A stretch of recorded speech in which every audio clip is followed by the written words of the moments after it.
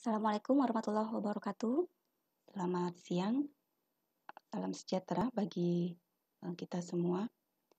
Hari ini kita akan melanjutkan perkuliahan untuk kecerdasan buatan, lanjutan dari slide minggu lalu yang sudah disampaikan pada saat pendahuluan.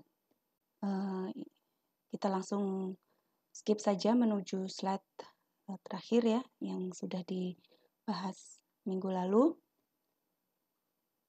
Pustaka, Oke, ini saya kembali sedikit ke sini. Kecerdasan buatan secara definisi adalah cabang dari ilmu komputer fokus pada pengautomasian tingkah laku cerdas. Jadi memang fokusnya adalah pembuatan sistem yang cerdas. Diagram Venn dari beberapa istilah yang sering dikaitkan dengan kecerdasan buatan. Ada artificial intelligence, kecerdasan buatan itu sendiri, bagaimana membuat sistem yang cerdas, kemudian machine learning di dalamnya itu adalah membuat sistem yang dapat belajar. Lebih spesifik lagi, kemudian ada banyak juga beririsan dengan data science dan big data, termasuk di dalamnya di sini adalah data mining yang merupakan tools ya untuk melakukan data analytics terhadap big data. Kemudian bagian kecil lagi dari machine learning itu ada yang namanya deep learning.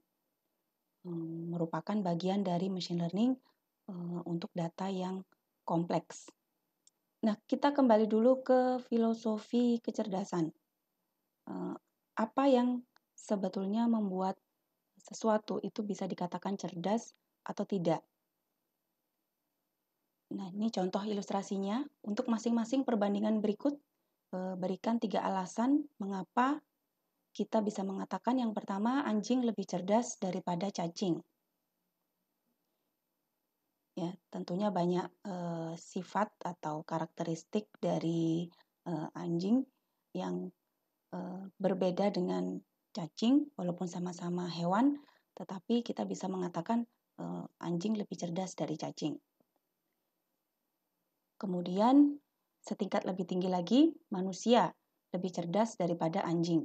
Pastinya begitu karena yang satu hewan, yang satu manusia. Kemudian tidak harus berupa makhluk hidup. Sebuah organisasi itu bisa dikatakan juga lebih cerdas daripada satu orang manusia. Kalau untuk yang poin ketiga, ini kita bisa lihat bahwa dari segi jumlah ya, bahwa lebih banyak manusia, sebuah organisasi memiliki lebih dari satu manusia, asumsinya adalah lebih banyak kepala yang bisa digunakan atau otak yang bisa digunakan untuk memikirkan sesuatu untuk kemajuan dari organisasi tersebut, timbang hanya dipikirkan oleh satu orang manusia saja.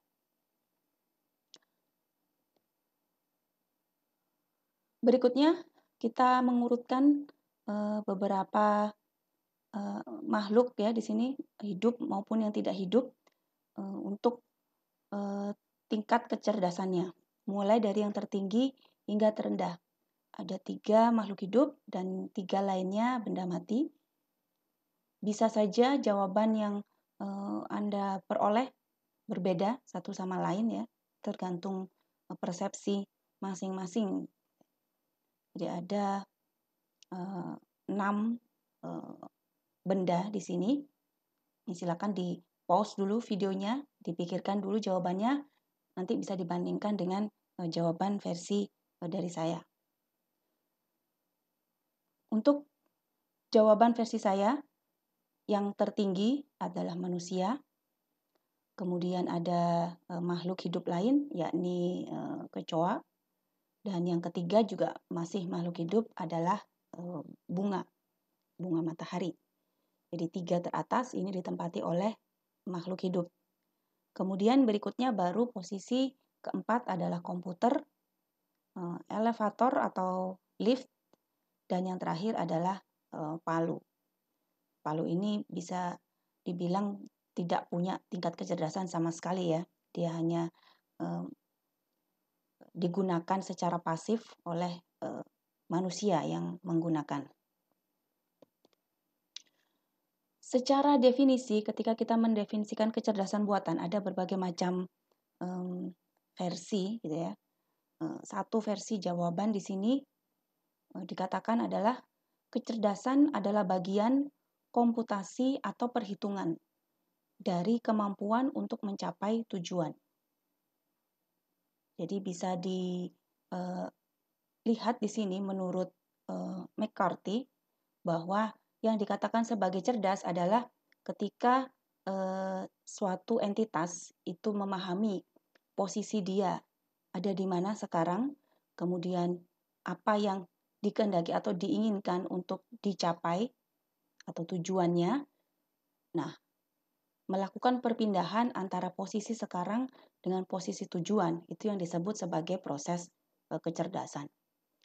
Ada banyak variasi bentuk dan derajat kecerdasan yang dimiliki oleh manusia.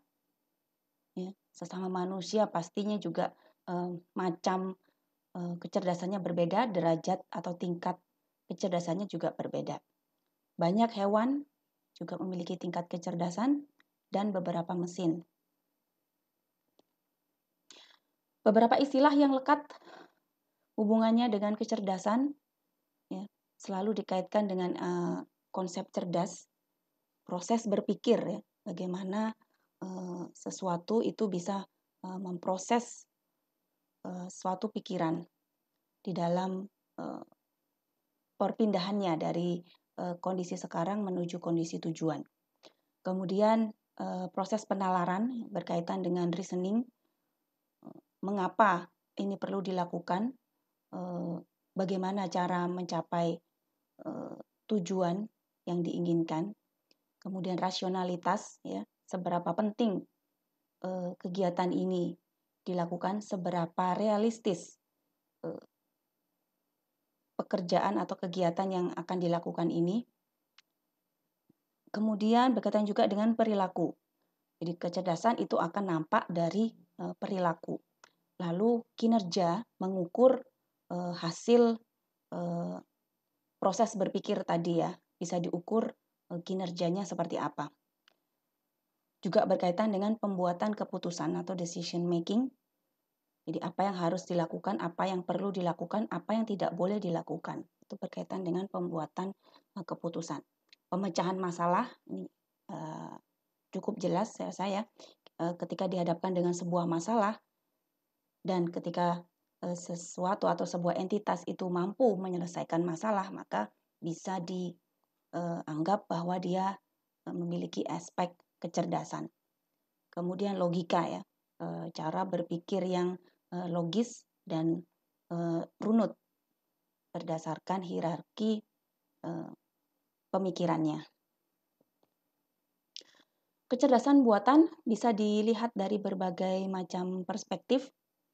Dari esensi kecerdasan itu sendiri, ya seperti konsep di awal tadi, bagaimana membuat sistem yang cerdas, melakukan hal-hal yang sebelumnya hanya dapat dilakukan oleh manusia.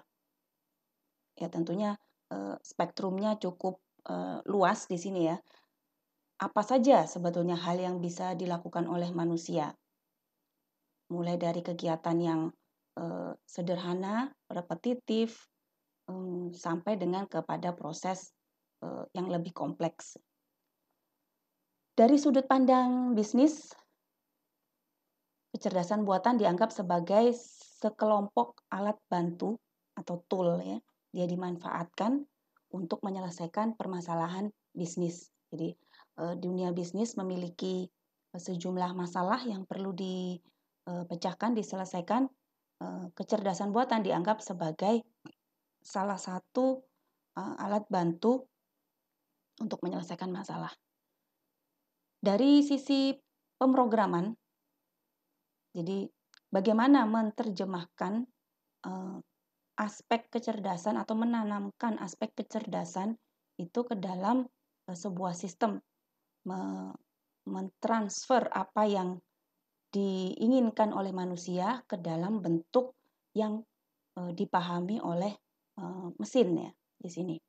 Jadi berkaitan dengan ya lebih ke arah hardware-nya ya, coding-nya di sini.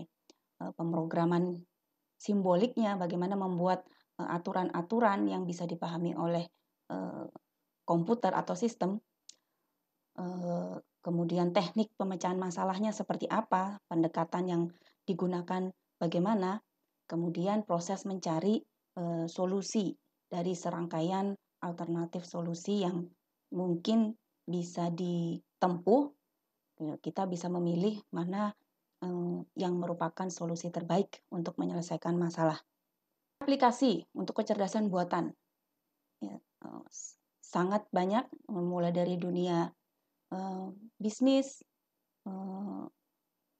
industri gitu ya, sampai dengan hiburan, entertainment. Sekarang ini semuanya tidak akan lepas dari yang namanya kecerdasan buatan ya. Game, banyak pengembangan aplikasi game yang semakin tidak hanya meningkat dari grafisnya, tetapi juga dari segi tingkat kecerdasan komputer yang menjadi mungkin ya lawan dari manusia yang bermain game. Kemudian berkaitan juga dengan diagnosis. Ini awalnya itu di dunia medis ya, bagaimana membuat sebuah sistem pakar dengan memasukkan sekumpulan gejala penyakit, kemudian sistem akan bisa membantu untuk mendiagnosis jenis penyakit dari gejala yang diinputkan beserta terapinya seperti apa yang dibutuhkan. Kemudian dari situ berkembang ke bidang lain ya, tidak hanya kesehatan ya. Mungkin perbankan pun juga bisa digunakan untuk menganalisis kelayakan pemberian kredit terhadap calon nasabah misalkan, termasuk kategori sistem pakar juga. Lalu yang lainnya adalah pemahaman bahasa alami. Di sini bahasa alami yang dimaksud adalah bahasa manusia. Ketika sebuah sistem itu perlu berinteraksi dengan manusia, maka sistem pun harus bisa memahami cara komunikasi natural dengan manusia. Nanti ini salah satu topik yang akan dibahas di kuliah virtual public lecture yang sudah saya umumkan ya di grup mata kuliah masing-masing. Sifatnya wajib Anda mengikuti ke kuliah umum tentang Natural Language Processing. Jadi ini ada kaitannya juga dengan aspek atau aplikasi dari kecerdasan buatan. Adalah pemecahan masalah ya, apapun masalahnya di sini ya, tidak terlalu spesifik ke dunia tertentu ya, bisnis atau kesehatan, tetapi pemecahan masalah secara umum itu beberapa masalah bisa diselesaikan dengan lebih cepat atau bahkan juga lebih baik dengan menggunakan kecerdasan buatan. Kontrol otonomi, jadi melakukan otomatisasi dari beberapa peralatan atau perangkat. Biasanya di sini adalah di industri ya, mesin-mesin industri yang mungkin dulu perlu dioperasikan manual oleh manusia, banyak sekarang yang sudah mengurangi aspek manusia, lebih ke pemakaian sistem yang betul-betul bisa berjalan secara mandiri ya. Perencanaan dan robotik, nah, jadi aplikasi kecerdasan buatan juga pasti ada kontribusinya ke situ ya, planning. Jaringan saraf tiruan, ini adalah salah satu topik dari kecerdasan buatan juga. Algoritma genetika, fuzzy logic ya, 789 ini beberapa topik populer di dalam kecerdasan buatan. Kalau kita bandingkan antara kecerdasan alami, kecerdasan yang natural kita miliki sebagai makhluk hidup, dibandingkan dengan kecerdasan buatan.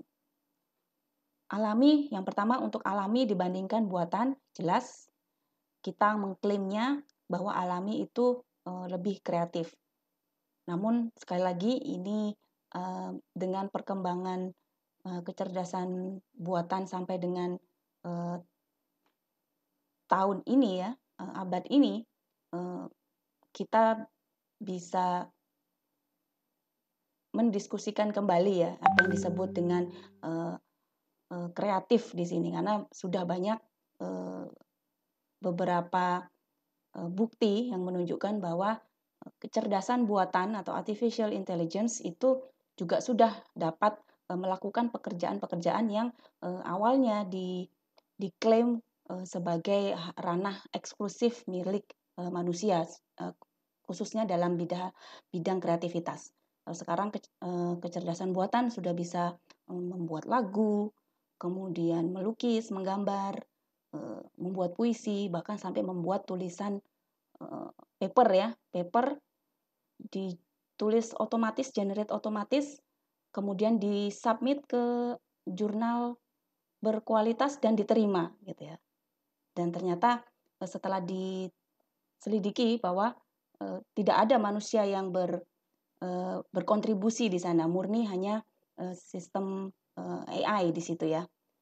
Para pembuatnya pun sudah menyampaikan langsung ke pengurus jurnalnya bahwa mereka hanya coba testing saja, uji coba apakah betul hasil paper tulisan dari mesin ini bisa publish di jurnal ilmiah ya, dan ternyata lolos gitu ya. Artinya kan reviewernya pun bahkan juga terkecoh gitu ya, mengira bahwa ini ditulis oleh manusia. Yang kedua, dapat melakukan proses pembelajaran secara langsung. Nah, ini mungkin yang masih menjadi unggulan dari kecerdasan alami. Di mana kalau manusia, proses pembelajarannya itu langsung diterima gitu ya. Saya memberikan kuliah kepada Anda mendengar, memproses di dalam otaknya, kemudian langsung bisa mungkin dicatat atau dibuat simpulan dan sebagainya. Nah, sedangkan kalau AI itu harus diubah dulu proses inputnya berupa simbol-simbol yang dapat dipahami oleh sistem cerdas. Lain adalah fokus yang luas sebagai referensi untuk pengambilan keputusan. Ya, manusia di dalam proses dia mengambil keputusan, selain juga dipengaruhi oleh pengetahuannya, ya skillnya dia tentang suatu masalah, juga ada kontribusi dari pengalaman ya, experience. Nah, ini mungkin yang dari artificial intelligence sendiri, kalau memang belum banyak dilakukan uji coba, maka experience-nya pun sangat terbatas ya, fokus bidang area yang bisa dia pelajari itu sangat sempit kalau memang tidak diberikan kepada AI tersebut, ya dia tidak akan tahu pengetahuan tersebut. Nah, sekarang kita lihat keuntungan kecerdasan buatan dibanding yang alami. Poin pertama, dan ini ya yang sangat penting di sini adalah lebih permanen. Ya jelas ya, manusia kan dibilang tidak ada yang abadi gitu ya, pasti ada batas maksimumnya, expirednya manusia. Ketika usianya sudah habis, dipanggil oleh yang kuasa, ya sudah, kecerdasannya pun hilang. Mungkin tapi secara umum kecerdasan yang alami itu akan ada masa habisnya dia dibandingkan dengan kecerdasan buatan ya. Sekali disimpan di sebuah media penyimpanan, ya dia akan tetap ada di situ sampai dihapus ya, atau sampai media penyimpanannya juga mungkin ya rusak termakan usia. Tapi kalau dipindahkan ya sudah tidak masalah. Berkaitan dengan itu, dengan nomor 2, memberikan kemudahan dalam duplikasi dan penyebaran ya. Flash disk-nya tak khawatir rusak, programnya bisa kita duplikasi di beberapa tempat, nggak masalah. Memudahkan dalam proses duplikasi dan juga menyebarkan ya. Beda kalau manusia kan jelas tidak bisa ya menduplikasi ya. Diberikan flash disk gitu, kemudian dikopikan ke kecerdasannya ke manusia yang lain, yang jelas tidak bisa yang seperti itu. Kemudian yang ketiga, relatif lebih murah dari kecerdasan alami. Ya relatif ya, karena biasanya untuk awal-awal riset memang butuh investasi yang cukup besar, tetapi jika dibandingkan dengan manfaatnya dalam jangka panjang dan lagi mudah diduplikasi itu tadi, bisa kita katakan akan relatif lebih murah daripada kecerdasan alami. Karena pembayaran ya mendatangkan seorang pakar manusia itu kan pasti butuh biaya yang lebih besar daripada kalau kita menggunakan sistem ya, software untuk diagnosis misalkan relatif lebih murah menggunakan software diagnosis. Konsisten dan teliti. Nah, ini juga salah satu kelebihan dari kecerdasan buatan ya, tidak kenal lelah ya. Selama masih ada listrik tersambung gitu ya, masih ada power di situ, dia akan konsisten, tingkat ketelitiannya tidak akan menurun ya. Lelah tidak ada di situ. Kalau manusia pasti akan ada batas. Dapat didokumentasikan, di copy, dituliskan ulang di dalam bentuk yang lainnya, disimpan di CD, hard disk dan sebagainya, itu lebih mudah ya. Kalau manusia yang tidak bisa didokumentasikan ya. Kegiatannya bisa, tetapi manusianya sendiri tidak bisa didokumentasikan. Dapat mengerjakan beberapa tugas dengan lebih cepat dan lebih baik dari manusia. Ya, berkaitan dengan konsistensi tadi ya. Kelebihan dari kecerdasan buatan, dia bisa multitasking. Manusia juga ada yang bisa multitasking banyak, tetapi kemampuannya pasti berbeda untuk dari segi kecepatannya jika dibandingkan dengan yang buatan. Kita membandingkan sama-sama program, yang satu adalah menggunakan kecerdasan buatan, yang satu tidak ada aspek kecerdasannya, kita sebut konvensional. Yang dilihat adalah dari beberapa parameter. Input yang pertama, untuk kecerdasan buatan, input tidak harus lengkap. Jadi berbeda kalau kita buat program misalkan input perhitungan IPK gitu ya. Data yang dimasukkan harus lengkap ya. Semua yang mau mata kuliah yang mau dihitung IPK-nya harus dimasukkan, kemudian konversi angkanya kalau A itu 4, kalau B itu 3 dan seterusnya juga harus dimasukkan baru bisa dilakukan perhitungan IPK-nya. Nah, sedangkan untuk program yang menggunakan kecerdasan buatan bisa jadi karena memang dia kemampuannya ada aspek untuk adaptasi. Nah, bisa jadi tidak harus semuanya diberikan di awal. Dia akan bisa mengekstrapolasi, istilahnya ya, menarik kesimpulan baru dari fakta-fakta yang sudah diberikan kepada program. Tidak harus semuanya diberikan di depan. Dia akan bisa menghasilkan fakta baru berdasarkan fakta yang dia miliki. Yang diolah untuk AI itu adalah pengetahuan, sedangkan yang konvensional ya data dan informasi. Bisa jadi output dari pemrograman konvensional bisa dimasukkan ke dalam kecerdasan buatan ya, untuk mendapatkan hasil penyelesaian masalah yang lebih lengkap yang mungkin tidak bisa dihitung dengan cara konvensional. Terpisah antara kontrol dan pengetahuan, jadi biasanya ini bloknya dipisahkan gitu ya, modul terdiri atas beberapa modul.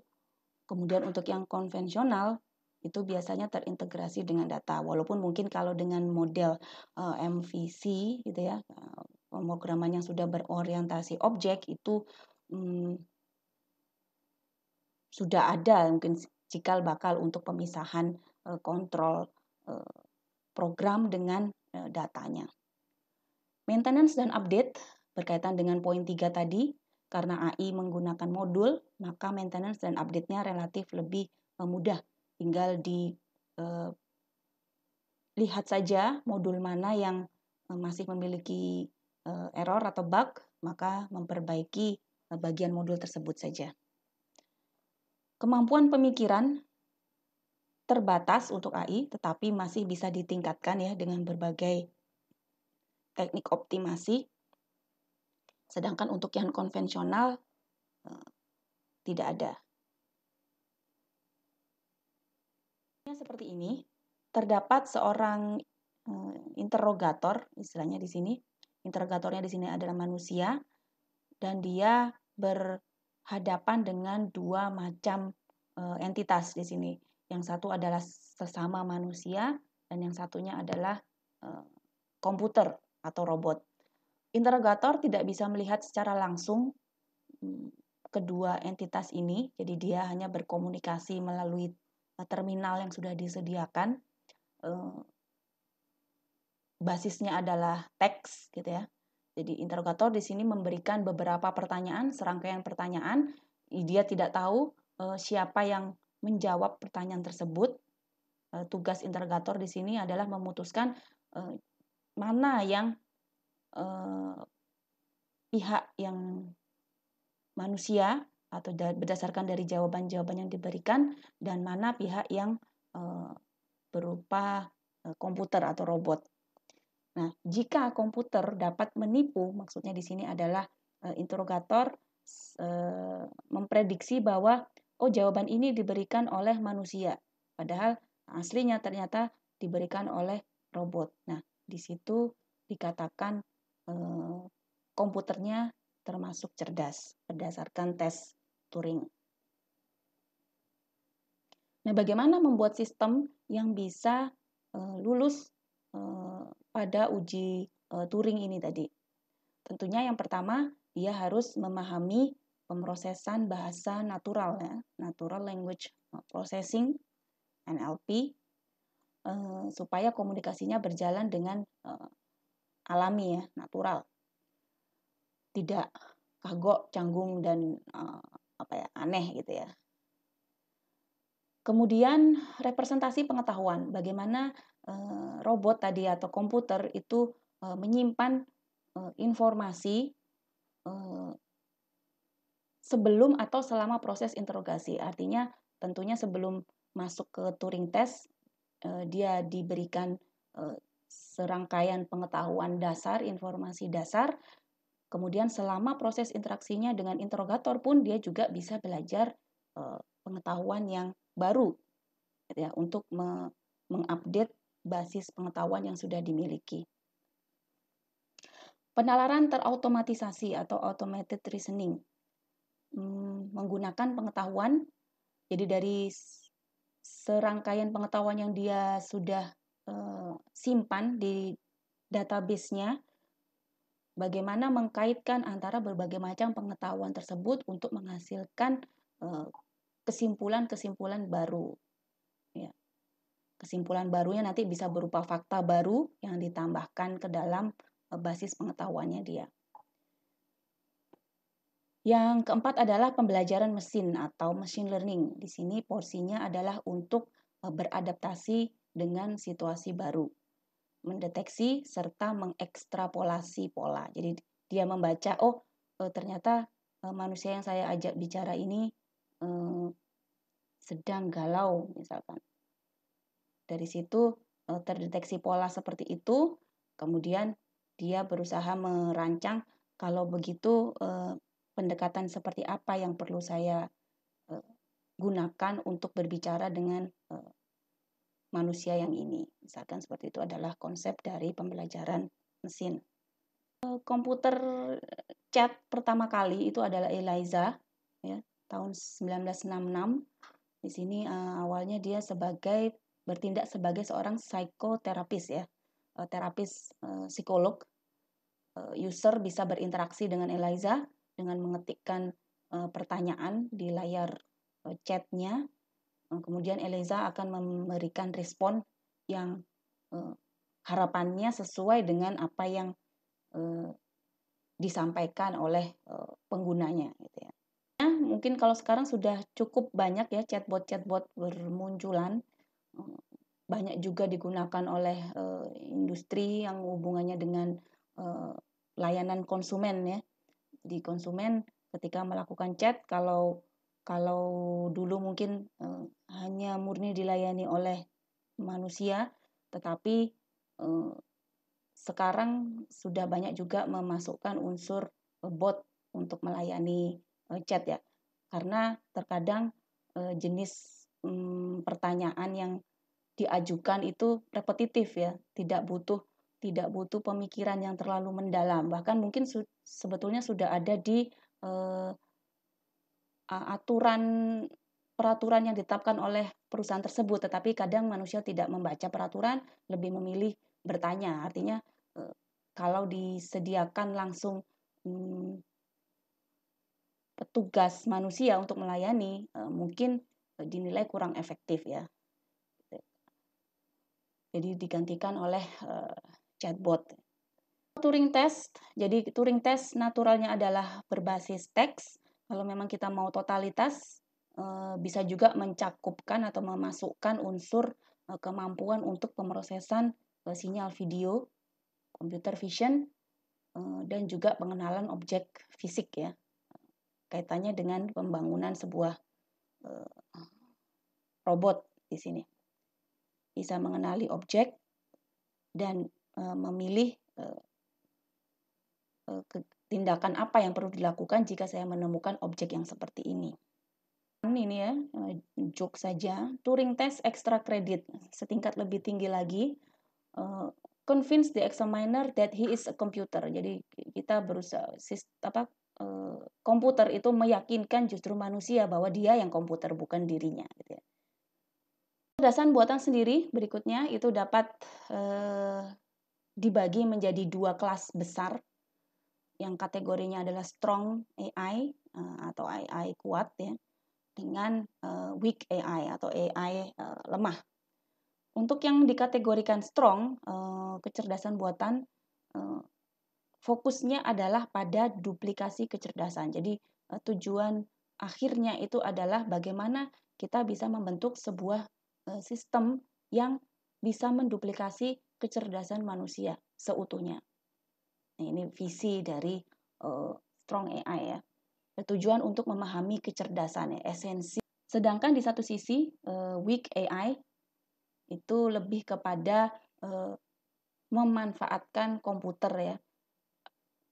Apain susah-susah manusia mikir untuk perhitungan-perhitungan yang bisa dikerjakan oleh komputer, ya kita berikan saja ke komputer. Jadi lebih kepada simulasi kecerdasannya, seakan-akan cerdas gitu ya.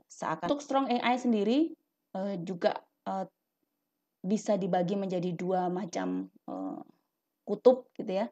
Ada yang disebut dengan cold, ada yang disebut dengan sensitif. Ya, ini menurut pendapat beberapa pakar.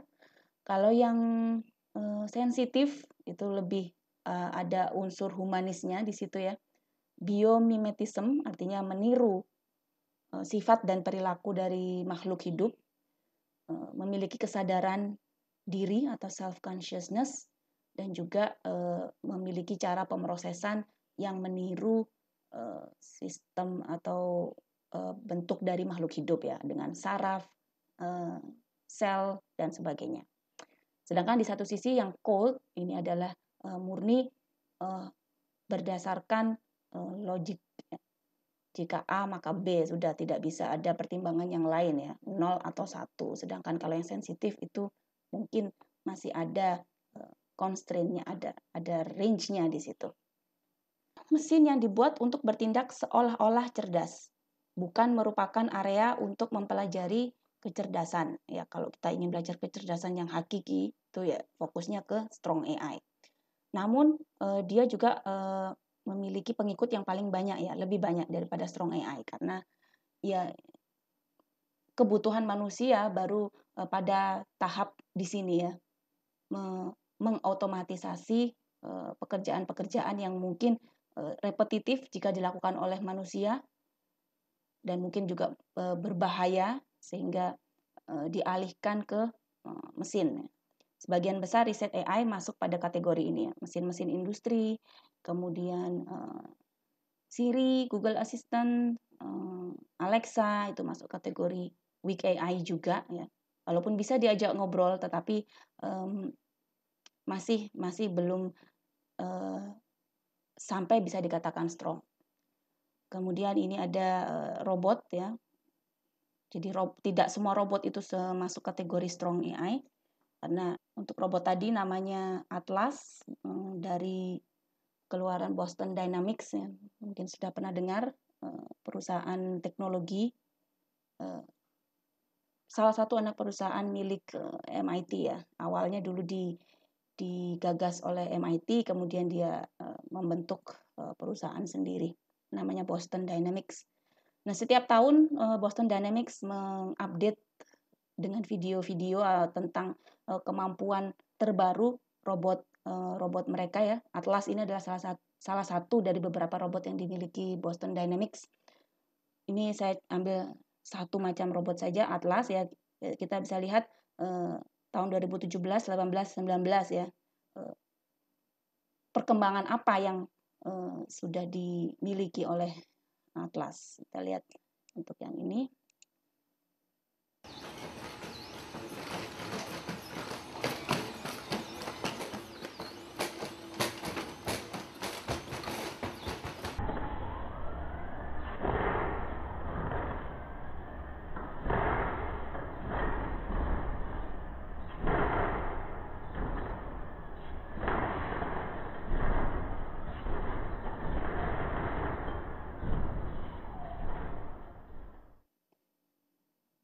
Ini ternyata tahun 18 terbalik saya.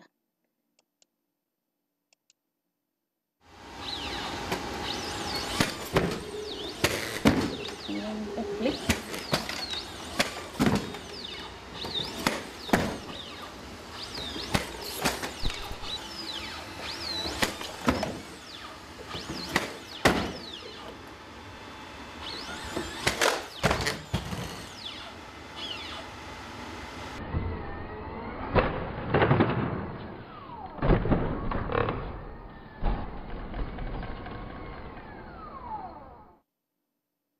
Ya, 2017. Tidak semua percobaannya sukses ya. Ini ada behind the scene-nya. Ada yang sukses, ada yang gagal.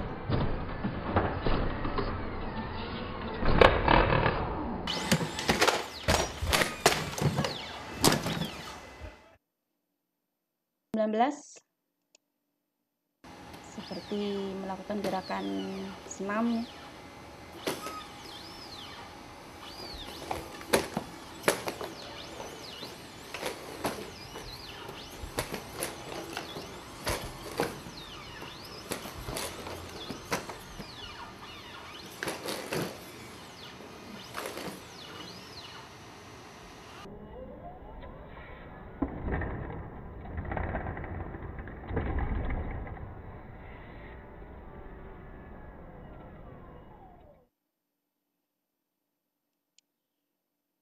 Untuk yang kategorinya strong, nah ini setingkat lebih tinggi ya daripada weak AI tadi. Mesin yang berperilaku cerdas dianggap memiliki pikiran sendiri. Nah, kalau tadi kan Boston Dynamics Atlas hanya meniru gerakan saja ya, tidak punya keinginan untuk berpikir sendiri. Nah, untuk yang strong itu masuk wilayah seperti itu. Komputer yang terprogram dengan tepat adalah otaknya, jadi menambah kemampuan kognitif lainnya, ya, melihat, mendengar, merasa, bahkan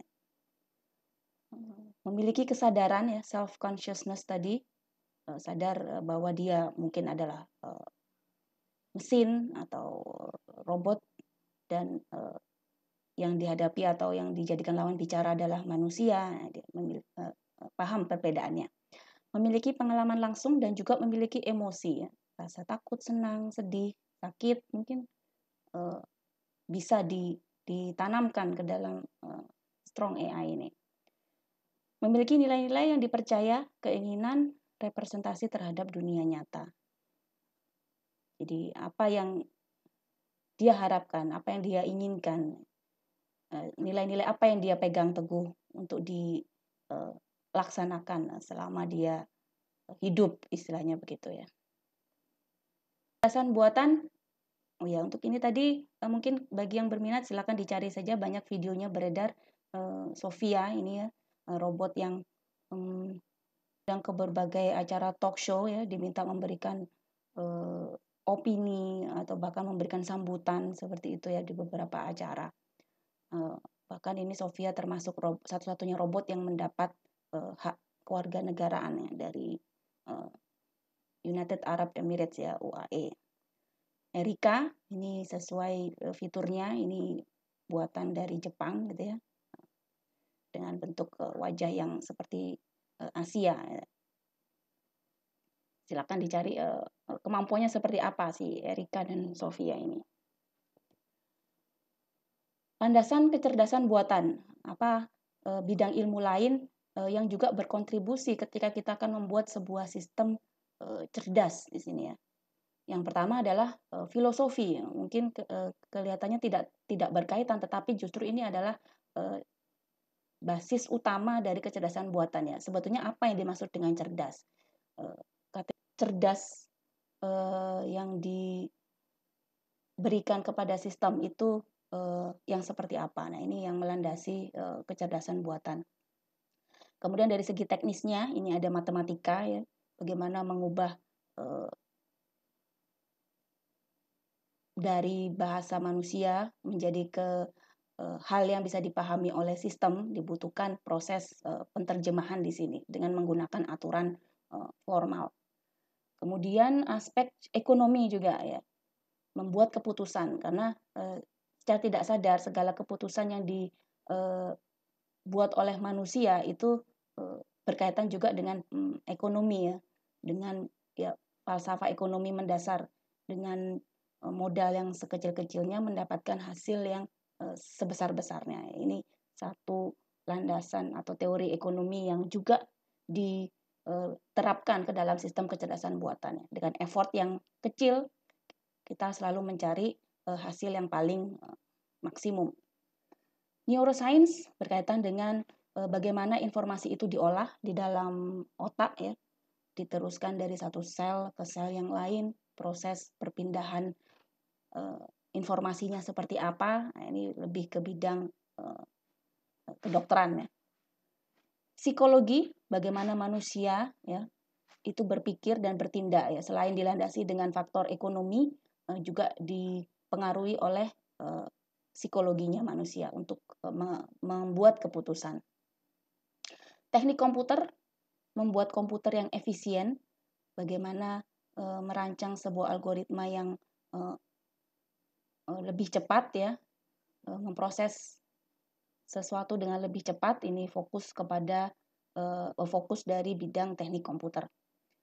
Lalu teori kontrol dan cybernetics memberikan kontrol otonomi terhadap mesin ya, kontrol pribadi. Bahasa untuk memahami komunikasi dengan manusia. Bahkan mungkin juga bisa dihasilkan bahasa baru di sini, bahasa untuk komunikasi antar robot ya. Saya pernah tahu beberapa ilmuwan itu fokusnya kepada bahasa untuk berkomunikasi antar robot ya, lingo droid namanya. Oke, kita stop sampai di sini dulu untuk kecerdasan buatan. Sejarah kecerdasan kita lanjutkan di pembahasan kuliah minggu depan. Terima kasih. Saya akhiri. Assalamualaikum warahmatullahi wabarakatuh. Selamat siang.